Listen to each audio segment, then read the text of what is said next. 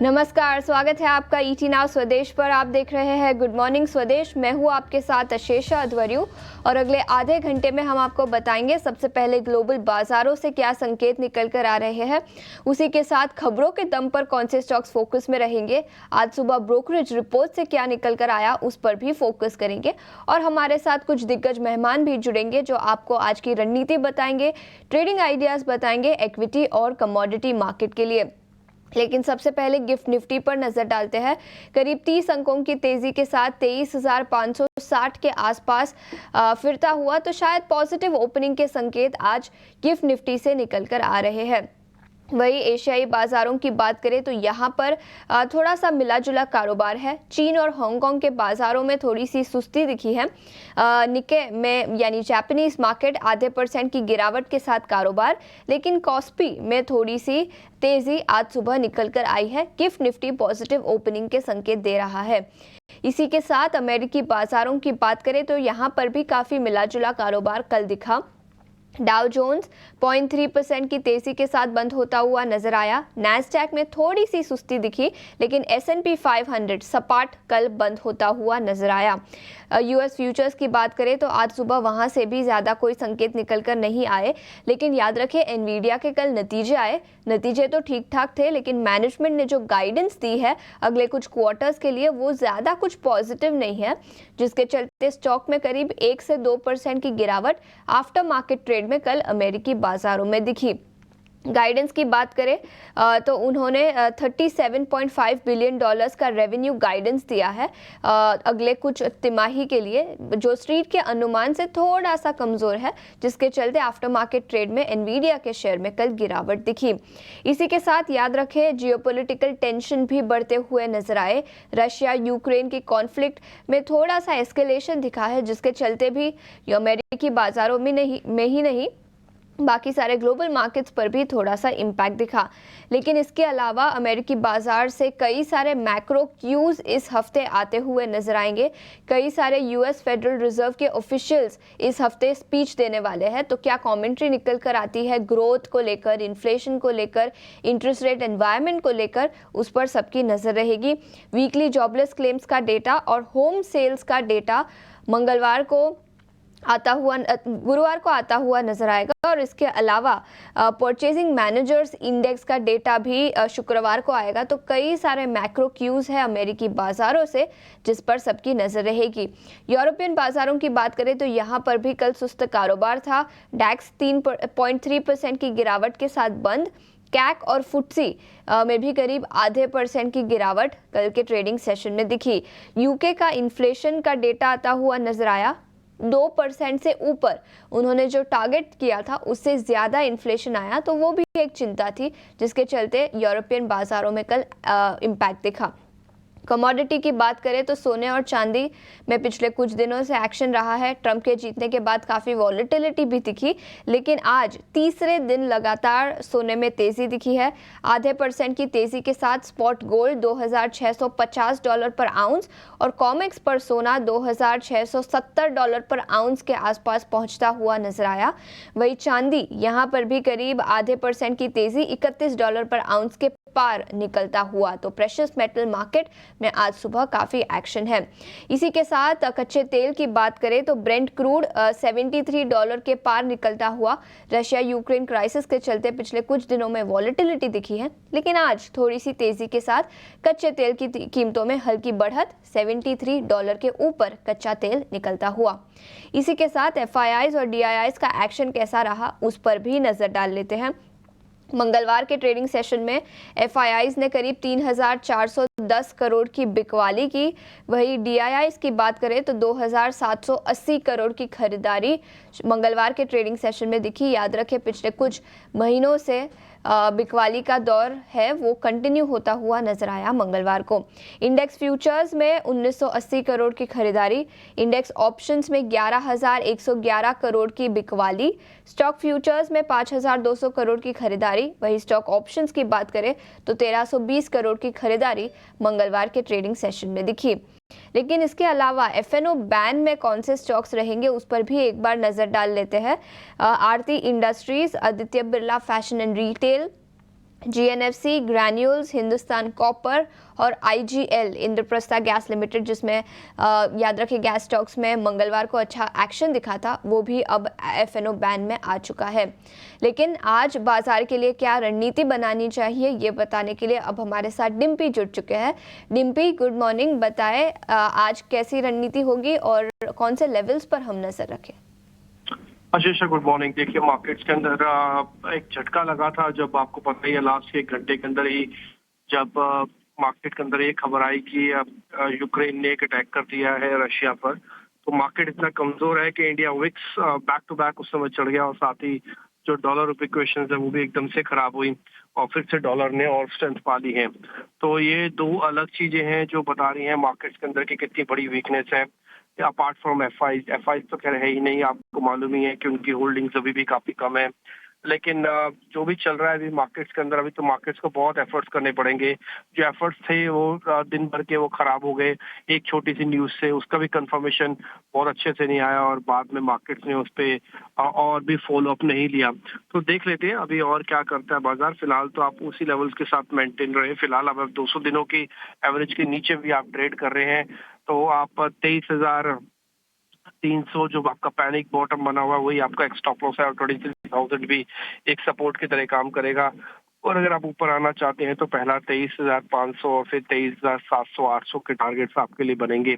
दूसरी बात आती है बैंक निफ्टी पर, तो बैंक निफ्टी में भी रेंज में ट्रेड होगा। 50,000 का इंपॉर्टेंट बेस अभी भी आपके लिए प्रोटेक्टेड है। 50,000, 50,200, 300 का बेस आपके लिए काम आएगा। और स्टॉप लॉस अगर आप रखना चाहें तो इन्हीं बेसिस पे रख सकते हैं। टारगेट आपके लिए होगा पहले 51,000 तक का, फिर 51,200 500 तक की रेंज भी आप इसके अंदर प्ले कर सकते हैं। तो कुल मिला के मार्केट फिलहाल एक रेंज के अंदर है। आज एक्स्ट्राऑर्डिनरी एफर्ट्स करने की जरूरत है नहीं, रेंज में ही आप मार्केट्स में काम करेंगे तो आपका ट्रेड आज का दिन ठीक रहेगा।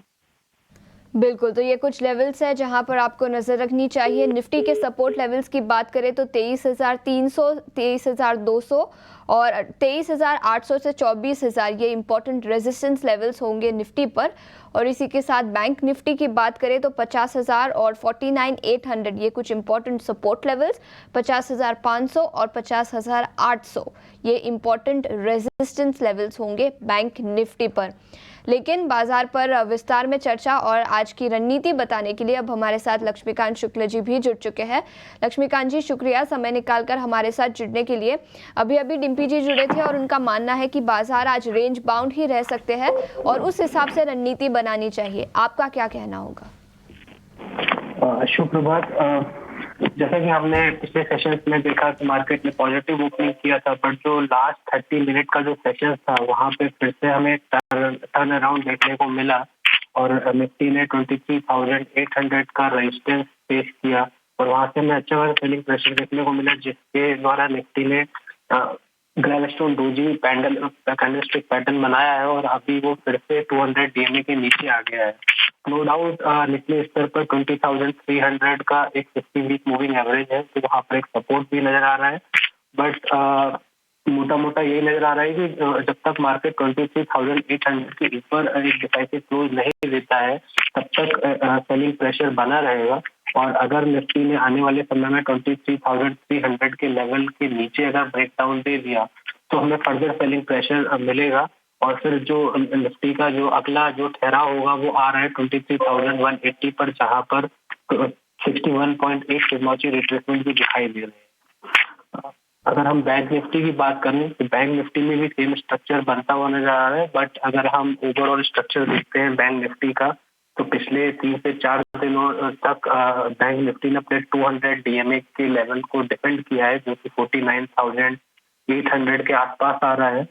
बट स्टिल उसे भी फॉलो थ्रू आप मूव के लिए 51,000 के लेवल के ऊपर क्लोजिंग देना जरूरी है।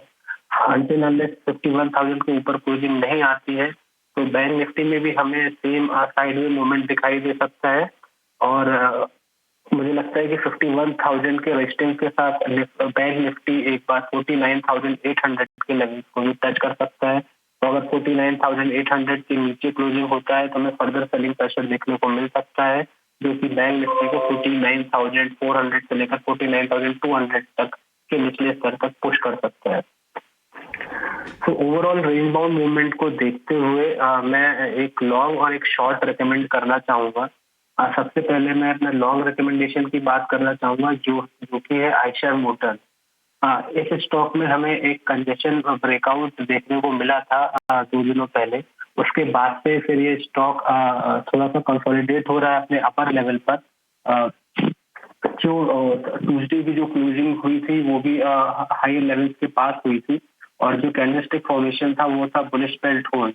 तो मुझे लगता है कि करंट लेवल पे आयशर मोटर हमें एक अपसाइड का मूव दे सकता है क्योंकि इसमें ओवरऑल स्ट्रेंथ बना हुआ है। इसमें जो हमारे जो टारगेट निकल कर आ रहे हैं वो निकल कर आ रहे हैं 5250 के, और जो हमें स्टॉप लॉस रखना है वो रखना है अराउंड दी लेवल्स ऑफ 4800 का। और जब तक ये स्टॉक 4800 के लेवल से ऊपर रहता है तब तक हम 5250 के लेवल एक्सपेक्ट कर सकते हैं। दूसरा मेरा शॉर्ट का रिकमेंडेशन रहेगा। एफएमसीजी सेक्टर काफी दिनों से लोअर टॉप लोअर बॉटम में ट्रेड कर रहा है और मुझे अभी भी लगता है कि उसमें डाउन साइड मूव बचा हुआ है। तो उसी में से मैंने स्टॉक पिक किया है, उसी सेगमेंट में से वो जो कि है आईटीसी। तो हमें आईटीसी नवंबर फ्यूचर को शॉर्ट करना है around the levels of 467 to 470।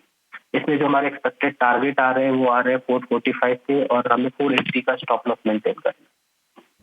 बिल्कुल, तो आयशर मोटर्स पर खरीदारी की राय 5250 तक के लक्ष्य दिखाई दे सकते हैं और एफएमसीजी सेक्टर से आईटीसी यहां पर बिकवाली की राय 445 तक के लक्ष्य दिखाई दे सकते हैं। शुक्रिया लक्ष्मीकांत जी समय निकालकर हमारे साथ जुड़ने के लिए और आज बाजार पर रणनीति बताने के लिए। पढ़ते हैं खबरों के लिहाज से कौन से स्टॉक्स फोकस में रहेंगे वो बताने के लिए अब हमारे साथ शरद जुड़ चुके हैं। शरद गुड मॉर्निंग, बताएं नतीजों का सिलसिला तो खत्म हो चुका लेकिन खबरों के लिहाज से कौन से स्टॉक्स फोकस में रहेंगे? जी बिल्कुल आशीषा, गुड मॉर्निंग। सबसे पहले जो है 2 अहम कंपनीज इनके डील्स के ऊपर जो है हमें बहुत विशेष चर्चा करनी होगी। सबसे पहले ऑफ कोर्स यूपीएल आता है। 2 इंपॉर्टेंट कॉर्पोरेट इवेंट्स हुए हैं, उनकी जो आम है एडवांटा, वहाँ पे तो एक पी प्लेयर आए हैं और उसके अलावा बात करें तो उन्होंने राइट्स इशू भी किया है। मैं डिटेल्स में बताऊंगा, ध्यान से सुनिएगा। यूपीएल में P investor alpha wave global जो है $350 मिलियन इन्वेस्ट करेंगे, जहाँ पे वो 12.5% स्टेक जो है यूपीएल की आम एडवांटा एंटरप्राइजेज में लेंगे। इसके कारण जो एडजस्टमेंट्स आएंगे यहाँ पे लगभग $250 मिलियन से जो है ओवरऑल यूपीएल का डेट कम हो जाएगा। और जो बाजार की एक्सपेक्टेशंस थी कि जो आईपीओ आने वाला है एडवांटा एंटरप्राइजेस का वो शायद डिले हो सकता है। उसके अलावा यूपीएल ने एक और अनाउंसमेंट किया है, वो है लगभग आप कह सकते हैं 3400 करोड़ का, यानी कि $400 मिलियन का राइट्स इशू। राइट्स इशू का प्राइस 360 रुपये का है, यानी कि 34% डिस्काउंट पे। और ओवरऑल अगर आप 8 शेयर होल्ड करते हैं तो आपको एक राइट्स इशू मिलेगा। ये रेशियो है 1:8 का। और इंटरेस्टिंगली जो रिकॉर्ड डेट है वो नवंबर 26 को होने वाला है। अब इस राइट्स इशू अगर ये फुल्ली सब्सक्राइब हो जाता है तो और डेट जो है कम हो सकती है यूपीएल के लिए। तो ये दोनों ही एक्शन जो है कल जो है अनाउंस की गई थी। इसके अलावा पीएसपी प्रोजेक्ट्स पे भी नज़र रहेगी। कल जो है स्टॉक में भी हमने तेज़ी देख ली थी। यहाँ पे अदानी इंफ्रा जो है लगभग 30% स्टेक एक्वायर करेगी कंपनी में प्रमोटर्स के हिस्से से, लगभग 690 करोड़ रुपए का। और उसके बाद एक ओपन ऑफर भी ट्रिगर होगा 26% स्टेक का, जो ओपन ऑफर प्राइस 4% डिस्काउंट पे और जो टोटल वैल्यू है 661 करोड़ रुपीज़ का होगा। इसके बाद कंट्रोल किसके पास रहेगा? अगर बात करें तो यहाँ पे एग्जिस्टिंग प्रमोटर्स और अदानी ग्रुप दोनों के पास ही जो है कंट्रोल दिखने वाला है। अब आगे बढ़ते हैं। इंडस टावर्स हमारा तीसरा स्टॉक रहेगा फोकस में, और टेलीकॉम स्टॉक्स भी। यहाँ पे सुप्रीम कोर्ट ने टेलीकॉम कंपनीज के जो है इनपुट टैक्स क्रेडिट के जो मामले है उसको क्लेम करने के जो केस है उसको अपहेल्ड कर दी है। अब ये जो है पॉजिटिव रहेगा इंडस टावर्स के लिए, क्योंकि उन्होंने ऑलरेडी एक कॉन्टिजेंट लायबिलिटी भी लगभग 3800 करोड़ की बना ली थी। तो ओवरऑल सेंटिमेंट पॉजिटिव रहेगा टेलीकॉम स्टॉक्स का। और अगर मैं टेलीकॉम स्टॉक्स की बात करूँ तो अगला स्टॉक आता है भारती एयरटेल का। नोकिया को जो है उन्होंने मल्टी कॉन्ट्रैक्ट दिया है $1 बिलियन के ऊपर का, जो मल्टी बिलियन कहते हैं 4G और 5G इक्विपमेंट की डिप्लॉयमेंट को लेकर। तो ये एक बड़ा ऑर्डर जो है भारती एयरटेल से आया है। अदानी एनर्जी सोल्यूशन भी लगभग 100% स्टेक एक्वायर किए पुणे 3 ट्रांसमिशन लाइन में। ये ऑल कैश डील है।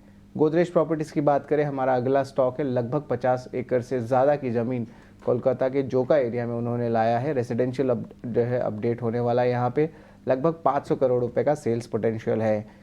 वही वेस्ट बंगाल से जीआरएससी भी नज़र में रखिएगा, क्योंकि इनको 226 करोड़ का ऑर्डर आया है हाइब्रिड इलेक्ट्रिक फेरीज के साथ, जो वेस्ट बंगाल गवर्नमेंट से देखने मिला है।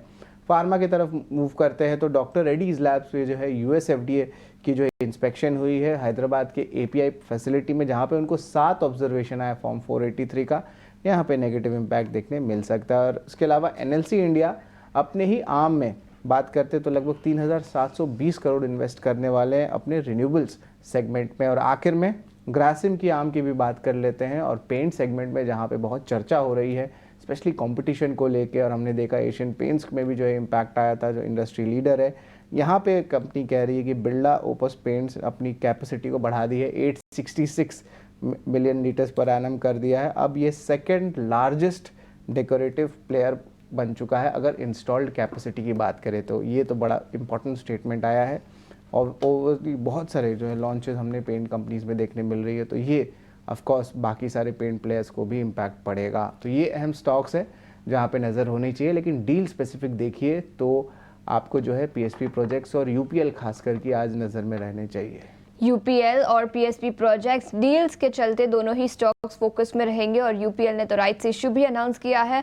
और इसी के साथ साथ पेंट इंडस्ट्री में कंपटीशन गहराती हुई और बिरला ओपस जो ग्रासिम की पेंट सेगमेंट है उन्होंने कुछ एक्सपेंशन प्लान्स अनाउंस किए हैं। तो कई सारे स्टॉक्स जो खबरों के लिहाज से आज फोकस में रहेंगे। इसी के साथ साथ टेलीकॉम स्टॉक्स जहाँ पर जीएसटी रिलेटेड कुछ अनाउंसमेंट निकल कर आई है। भारतीय Airtel, Adani energy solutions, Godrej properties जो नए प्रोजेक्ट्स के दम पर फोकस में रहेंगे। गार्डन रीच शिप बिल्डर्स जिनको नए ऑर्डर्स मिले हैं, और इसी के साथ एनएलसी इंडिया और डॉक्टर रेड्डीज। तो कई सारे स्टॉक्स जो खबरों के लिहाज से आज फोकस में रहेंगे। लेकिन ब्रोकरेज रिपोर्ट्स कहां से निकल कर आई है वो बताने के लिए अब हमारे साथ, ठीक है, ब्रोकरेज रिपोर्ट्स की हम थोड़ी ही देर में बात करेंगे, लेकिन उसके पहले कमोडिटी मार्केट पर नज़र डालते हैं। और कमोडिटी मार्केट पर आज रणनीति बताने के लिए अब हमारे साथ केडिया कमोडिटीज़ के अजय केडिया जुड़ चुके हैं। अजय, शुक्रिया समय निकालकर हमारे साथ जुड़ने के लिए। और सबसे पहले सोने और चांदी पर ही अपनी राय दीजिए। 3 दिन से लगातार सोने में तेज़ी दिखी है, $2,670 पर आउंस के पास कॉमिक्स सोना। बताएं यहाँ पर क्या रणनीति होगी? Very good morning. देखिए, सोने और चांदी की अगर बात करें तो हमने अगस्त, सितंबर, अक्टूबर 3 महीने की बड़ी तेजी के बाद एक करेक्शन देखा। तो पिछले 15 दिनों में एक जबरदस्त गिरावट देखी जो $2800 से 2550 तक पहुंच चुका था।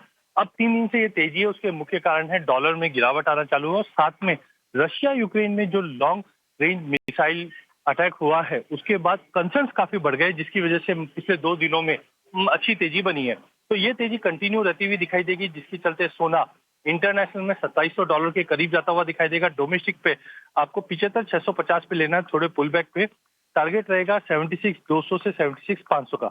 वहीं अगर चांदी की बात करें तो कभी भी जब जियोपॉलिटिकल टेंशन होता है तो इंडस्ट्रियल डिमांड में ड्रॉप आता है, तो चांदी भी बढ़ेगी बट थोड़ी कम बढ़ेगी। 89,500 पे लेके चलना है, 90,800 से 91,000 तक का टारगेट रहेगा। बट ओवरऑल अगला 7 दिन काफी इंपॉर्टेंट रहेगा। जो भी वॉर कंसर्न्स बने हुए उसकी वजह से सोने और चांदी में जबरदस्त तेजी बन सकती है। बिल्कुल, तो सोने और चांदी में जबरदस्त तेजी बन सकती है, लेकिन इसके अलावा कच्चे तेल पर आपकी रणनीति क्या होगी अजय? देखिए, कच्चे तेल की बात करें तो हमने बार बार में देखा कि 6,000 के ऊपर सस्टेन नहीं कर पा रहा है। कल भी हमने देखा मार्केट ने अच्छा जंप किया, 59-50 तक गया बट सस्टेन नहीं कर पा रहा है, डिमांड कंसर्न है। तो मुझे लगा टेम्पररी कच्चा तेल एक बार नीचे आ सकता है, जो 5780, 5800 तक के टारगेट के लिए बेच सकते हैं। बट बी कॉशियस, बिकॉज जिस ढंग से मिडिल ईस्ट में कंसर्न थोड़ा कम हो रहा है बट रशिया यूक्रेन में जो बढ़ रहा है वहां पे एस्केलेशन होगा तो कच्चे तेल को बेनिफिट मिलेगा, लेकिन ये 6,000 के ऊपर जाने के बाद मिलेगा। तो टाइमिंग बेच के चलिए, 5,860 में स्ट्रिक्ट स्टॉप लॉस लगाइए, 5,950 का, 5,780 का टारगेट रहेगा। बट अगर एस्केलेशन बढ़ते हैं तो कच्चे तेल में भी उबाल वापस चालू हो जाएगा। एस्केलेशंस बढ़ते हैं तो कच्चे तेल में उबाल दिखेगा, लेकिन अभी के लिए बिकवाली की राय। लेकिन अजय, बेस मेटल्स पर आपका क्या नजरिया होगा? देखिए, बेस मेटल में चाइना ने जो स्टेप्स लिए हैं उसके बाद हमने देखा पिछले 3 ट्रेडिंग सेशन में कॉपर, जिंक, एल्यूमिनियम सभी में हमने जबरदस्त तेजी आती हुई देखी। आज थोड़ा बहुत ठहराव होगा कल की बड़ी तेजी के बाद, बट बाय ऑन ड्रॉप की रणनीति ही बना के ट्रेड करना है, जहां पे कॉपर में एक पुल बैक मिल सकता है, 812 के करीब लीजिए, 808 का स्टॉप लॉस लगाइए, 818 से 820 का टारगेट रहेगा। वहीं जिंक के अंदर भी 276.50 पे ड्रॉप पे लेना है, 275 का स्टॉप लॉस लगाना है, 279 का टारगेट रहेगा। जैसे हम ईयर एंड की तरफ बढ़ रहे हैं या चाइनीज न्यू ईयर की तरफ बढ़ रहे हैं तो ये दोनों काउंटर में भी 2-3 महीने का व्यू पॉजिटिव है, बट टाइमिंग मार्केट दायरे में रहेगा तो बाय ऑन ड्रॉप की रणनीति बना के ट्रेड करना चाहिए। की रणनीति बनाकर ट्रेड करें। जिंक और कॉपर दोनों पर खरीदारी की राय। अजय, शुक्रिया समय निकालकर हमारे साथ जुड़ने के लिए और कमोडिटी मार्केट पर आपकी रणनीति बताने के लिए। इसके अलावा ब्रोकरेज रिपोर्ट्स के दम पर कौन से स्टॉक्स फोकस में रहेंगे उस पर नजर डाल लेते हैं। सबसे पहले इंडियन होटल्स। याद रखें, मंगलवार के ट्रेडिंग सेशन में कंपनी ने 2030 की अपनी स्ट्रैटेजी निकाली थी और इसी के दम पर मॉर्गन स्टैनली की एक रिपोर्ट आई है। उन्होंने ओवरवेट की रेटिंग बरकरार रखी है और टारगेट प्राइस 759 रुपीज प्रति शेयर का दिया है। उनका मानना है कि IHCL साउथ एशिया की सबसे प्रॉफिटेबल होटल चेन है। रेवेन्यू ग्रोथ के काफी अच्छे लक्ष्य दिया है। 15,000 करोड़ के रेवेन्यू FY30 तक कंपनी अचीव करना चाहती है और इसी के चलते मॉर्गन स्टैनली का मानना है कि मार्जिन्स एक्सपैंड होते हुए नजर आ सकते हैं और रिटर्न ऑन कैपिटल एम्प्लॉयड में भी अच्छा खासा एक्सपेंशन दिखाई दे सकता है। तो इस रिपोर्ट के चलते IHCL पर अपनी नजर रखें। इसके अलावा आयशर मोटर्स, जहां पर गोल्डमैन सैक्स की रिपोर्ट है, खरीदारी की राय तो है ही, लेकिन टारगेट प्राइस जो पहले 5,400 रुपये प्रति शेयर था वो बढ़ाकर 5,900 रुपये प्रति शेयर का कर दिया है। उनका मानना है कि लॉन्चेस कई सारे हैं आयशर मोटर्स के अगले कुछ क्वार्टर्स में, जिसके चलते कंपनी के प्रॉफिटेबिलिटी पर अच्छा खासा बेनिफिट दिखाई दे सकता है। कई सारे लॉन्चेस अगले 12 महीने में और एक्सपोर्ट वॉल्यूम्स में भी पिकअप दिखाई दे सकता है, जिसके चलते उन्होंने टारगेट प्राइस बढ़ाकर 5,900 रुपये प्रति शेयर का आयशर मोटर्स पर किया है। और इसी के साथ लास्ट में बर्नस्टीन की एक रिपोर्ट आई है पेटीएम पर। आउट परफॉर्म की रेटिंग तो बरकरार रखी है, लेकिन टारगेट प्राइस जो पहले 750 रुपये प्रति शेयर था वो बढ़ाकर 1,000 रुपये प्रति शेयर कर दिया है। उनका मानना है कि पहले कंपनी के सर्वाइवल पर रिस्क थे, लेकिन अब वो टोन शिफ्ट होता हुआ नजर आया। अभी कंपनी अच्छा ग्रो कर सकती है, तो अपसाइड करीब 100% का अपसाइड यहाँ पर दिख सकता है EPS एस्टिमेट्स में, और करीब 40% का डाउनसाइड EPS एस्टिमेट्स में दिखाई दे सकता है। लेकिन ऑल इन ऑल नेट देखें तो नजरिया पॉजिटिव है। आउट परफॉर्म की रेटिंग और टारगेट प्राइस बढ़ाकर 1,000 रुपये प्रति शेयर का पेटीएम पर। तो कई सारे स्टॉक्स जो ब्रोकरेज रिपोर्ट्स के दम पर भी आज फोकस में रहेंगे। इतना ही समय था हमारे पास इस शो पर। जाते जाते एक बार गिफ्ट निफ्टी पर नजर डाल लेते हैं।